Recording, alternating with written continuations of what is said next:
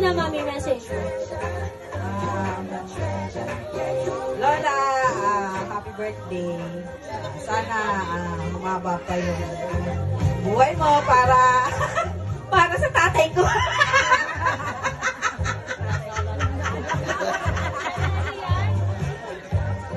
Alam ko naman na ikaw lang yung matyagang nag-aano sa tatay ko. Hindi, joke lang. Sana po umaba pa yung buhay mo, Lola. Palaging sana bigyan ka pa ni Lord ng alakasan. Iyak ko si ate. Yun lang. Sa Tito Nelson ko, thank you po sa nag-organize ng birthday na to. Lola, gusto kong buksan yung gift. Kasi alam naman natin na matagal nang wala yung lolo ko eh.